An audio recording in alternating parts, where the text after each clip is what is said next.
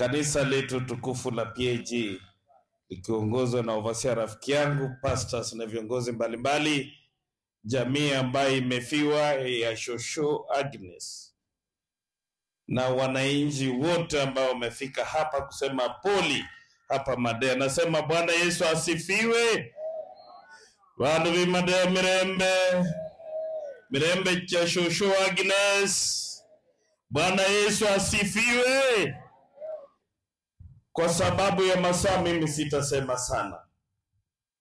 Mimi nimekuja kusema poli na jamii na pamoja na rafiki yangu Isaac. Nimekuja kufunga wewe Auntie Aizo Elizabeth kama. Nimekuja kusema pole pamoja na nyinyi. Huyu Shosho mwaka 2017 mimi nilikuja kwa hii bomu usiku kama mzee Onzere kama badako hai, na Shosho ilikuwa saa 5 ya usiku, na akaamshwa akakuja kuniambia nimekupea mkono utapita kura.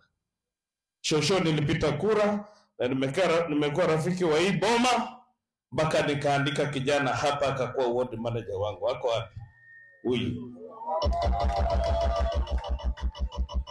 Nimekaa na yeye miaka 5, tena nimeongeza yeye kazi amalizishe pia 5.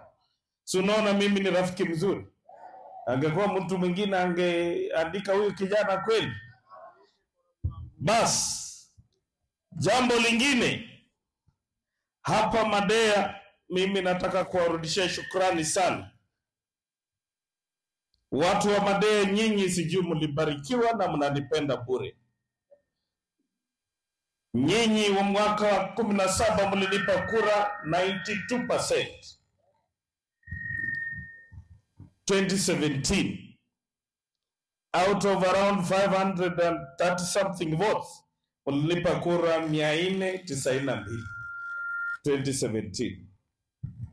Na hiyo mimi nashukuru sana na Mungu awalinde. 2022 wakati nilikuwa nimevamiwa nataka kunyang'anywa kiti, nyinyi pia mlisimama na mimi nikapata kura 83%. Watu wa Madea, hebu jipigieni makofi jamii. Mimi nawarudishia shukrani sana nyinyi watu wa Madea, na mimi nawapenda. Mimi nataka kuambia nyinyi nilishukuru na zidi kushukuru, na hiyo shukrani nyinyi wenyewe mtaiona hapa mbeleni, si ndio? Lakini sasa kwa sababu nafanyia wanabanja kazi hapa kwa soko, nyinyi mnajua mimi ni rafiki ya Ruto. Amenipa soko ya milioni 90, nishaanza kujenga. Mimi mwenyewe nilikuja kulaunch last week, na wale wanapita banja, si mnaona hata mambo inaendelea. Si hiyo kitu imetolewa, hiyo vibanda yote wamefenzi na mabati, kazi inaendelea. Na hiyo ni soko ya gorofa, itahost wa mama wa biashara, mama mboga, vijana wa bodaboda na wale ambao wajiwezi, watu 200 ndani ya hiyo soko. Ni soko ya gorofa, iko ndani na maji ya kisima inachimbwa, iko ndani na choo, iko na kila kitu mpaka na tissue paper. Sasa wewe ukienda huko, hapana hangaika utaenda kwa wapi, sijui ni hapo tu ndani ya soko.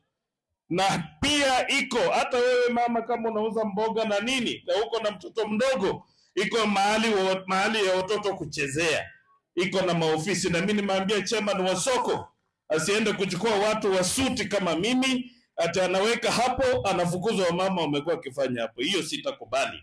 Mimi nataka wamama mboga wala ambao wajiwezi ndio watafanyia kazi kwa ile soko la banja, si ni ukweli? Bas